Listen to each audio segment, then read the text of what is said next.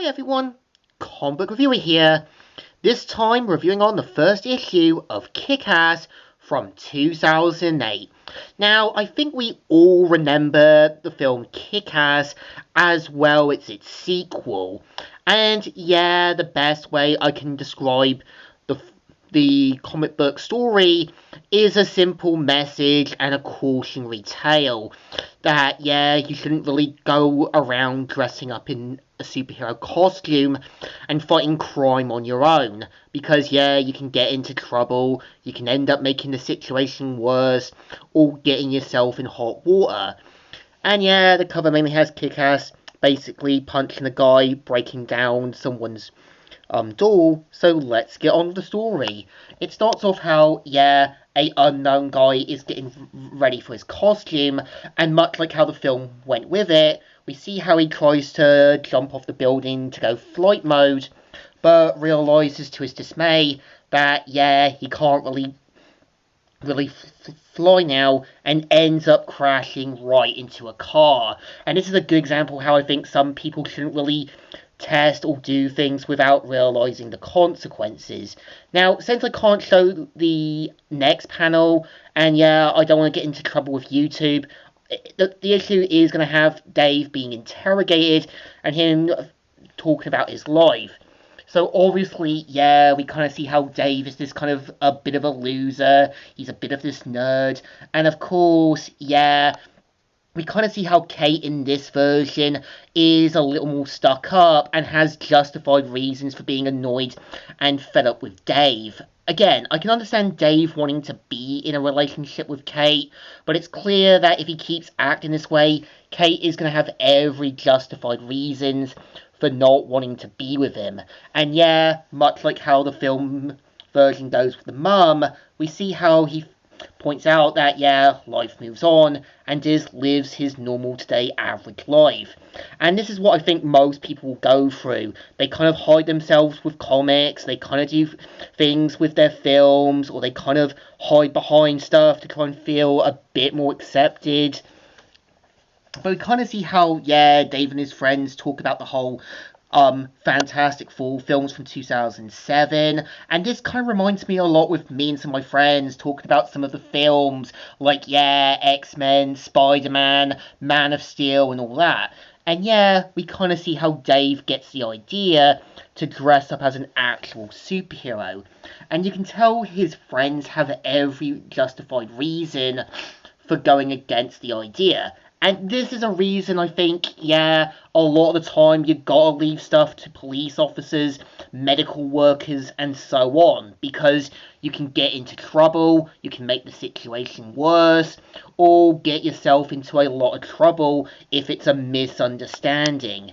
So yeah, we kind of see Dave go forward with the idea, and of course, we see how his dad says, "Hey, what are you doing in bed? It's not even 9 o'clock." Nothing. I'm, just not feeling very well, Dad. I thought you already left for work. Yeah, well, forgot my key card. Not gonna get very far without this. And yeah, we kind of see how his dad says goodbye, and we kind of see how Dave finally gets the idea to get ready for action in his superhero costume. And already this is a terrible idea. And yeah, this just shows the consequences of letting your fantasy stuff get the better of you, and the fact that you can put yourself in danger or make things a lot worse. So we kind of see how, yeah, after a few weeks patrolling, nothing happens, and we kind of see how Dave is still trying to work out his superhero name, and this is where Dave does something extremely stupid, confronting some gang members.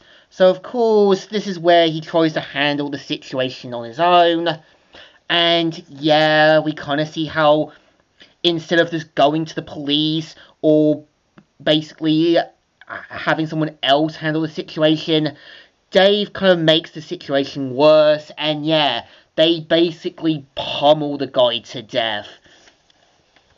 And yeah, it gets so much worse that one of the guys who got smashed in with the bottle basically brutalizes Dave and stabs him into the chest. And of course, yeah, we kind of see how Dave tries to kind of get out from the sort of basketball pitch, but of course, two distracted drivers aren't paying attention, and Dave ends up getting hurt to death. And yeah, we kind of see how the drivers quickly run off, and Dave left in a bloody mess. And this just shows the consequences of what can happen if you're trying to solve and fight crime on your own. And yeah, this is the story. So I think the first issue of Kick-Ass is average at best. It's building up an average story, but I think that was the point, because to Dave, he thinks this is going to be some big opportunity. He thinks he's going to make this big difference. But it also shows the consequences of letting your fantasies, your love for things, as well as letting fantasy get the better of you. Because, yeah, people gotta remember, it's just projects being done by people to make ends meet.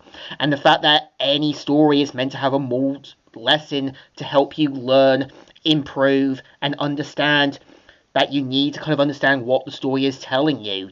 And I think there are people like this who understandably separate fantasy from reality, and this does show the consequences of it. So I think the issue definitely deserves a thumbs in the middle. Kind of alright, kind of okay, but still enjoyable. So, Comic Reviewer here, signing out.